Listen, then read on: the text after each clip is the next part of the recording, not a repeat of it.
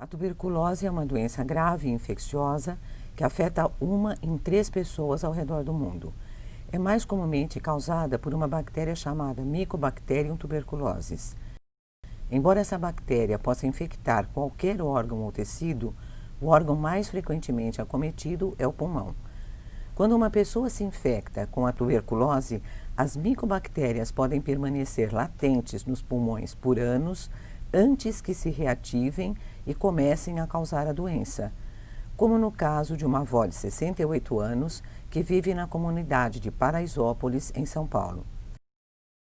Você estava fazendo um estágio eletivo em um hospital perto de Paraisópolis, quando esta avó trouxe seu neto de 6 meses de idade após a criança ter sofrido uma convulsão.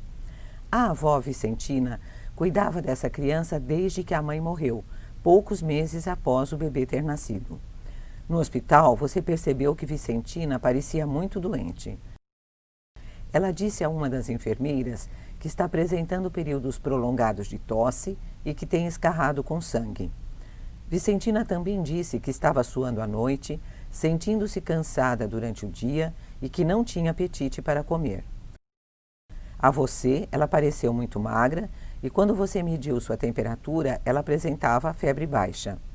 Você então diz ao médico que está examinando o bebê que suspeita que a avó tenha tuberculose pulmonar ativa.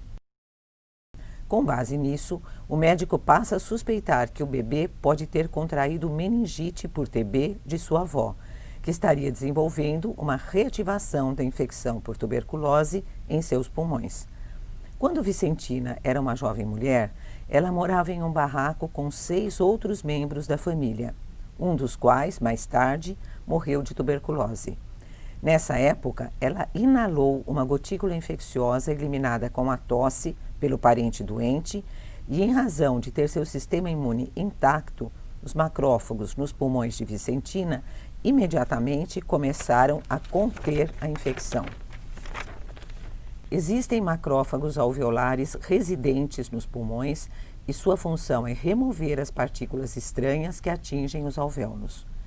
O macrófago inicialmente envolve a micobactéria em um fagossomo, que funciona como uma estrutura de retenção dentro do macrófago. De maneira geral, o que acontece em seguida é que o fagossomo se funde com lisossomas, cujo conteúdo é capaz de matar micróbios invasores. No caso de Mycobacterium tuberculosis, as bactérias desenvolveram um mecanismo de sobrevivência pelo qual podem modificar esse fagossomo, impedindo sua fusão com os lisossomos. E dessa forma, as bactérias podem sobreviver e até mesmo crescer e se multiplicar dentro dos macrófagos alveolares. Após algum tempo, o macrófago morre e libera bactérias que podem então ir infectar outros macrófagos.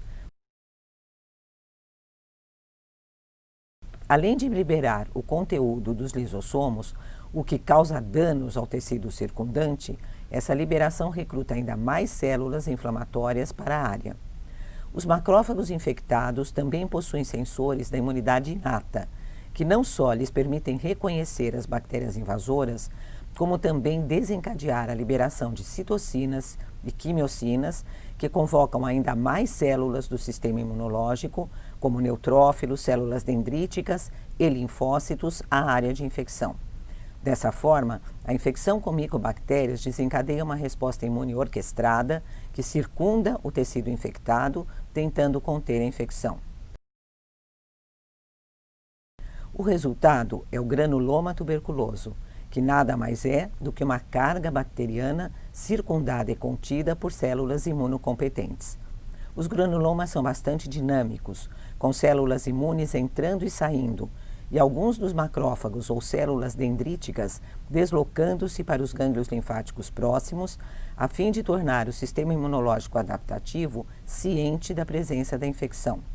Se o sistema imunológico é capaz de controlar a infecção, os granulomas resultantes podem persistir e muitas vezes eles podem até ser pequenos demais para serem detectados em uma radiografia de tórax. Pelo fato da infecção estar contida, ela não provoca quaisquer sintomas ou danos ao órgão do hospedeiro. Isto é chamado de infecção tuberculosa latente ou infecção tuberculose primária, ou às vezes chamada de ITL, para abreviar. E é por isso que Vicentina permaneceu livre de sintomas quando jovem. Ela nunca foi testada para tuberculose naquela época, mas se tivesse sido, um teste de tuberculina, PPD, teria sido positivo, indicando que a sua resposta imunológica adaptativa reconheceu a micobactéria. Muitos anos mais tarde, quando Vicentina envelheceu e seu sistema imunológico perdeu parte de sua competência, as bactérias presas dentro do granuloma em seus pulmões começaram a se multiplicar novamente, causando uma resposta inflamatória, agora com danos ao tecido circundante. Foi quando seus sintomas de febre, perda de peso e suores noturnos surgiram. À medida em que as células no interior do granuloma começaram a morrer, o foco de infecção resultou em necrose caseosa, que erodiu as vias aéreas, causando, nesse caso, a tosse de Vicentina, a hemoptise, além de liberar muitas bactérias no ar circundante. Dessa forma, seu neto também foi infectado com a micobactéria. No hospital próximo a Paraisópolis, as amostras de escarro de Vicentina foram positivas para bacilos álcool ácido resistentes e sua radiografia de tórax revelou uma lesão cavitária consistente com doença pulmonar ativa. Vicentina foi tratada com 4 medicamentos antituberculose, incluindo isoniazida, rifampicina, pirazinamida e etambutol, e felizmente começou a se recuperar. Pouco depois, Vicentina trouxe seu neto para o hospital, pois ele teve uma segunda convulsão. Ele também tinha febre e estava letárgico à admissão.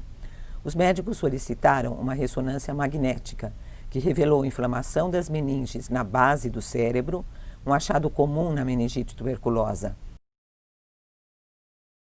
Às vezes, também acompanhado por hidrocefalia ou dilatação dos ventrículos, devido ao bloqueio do fluxo de líquor devido ao processo inflamatório.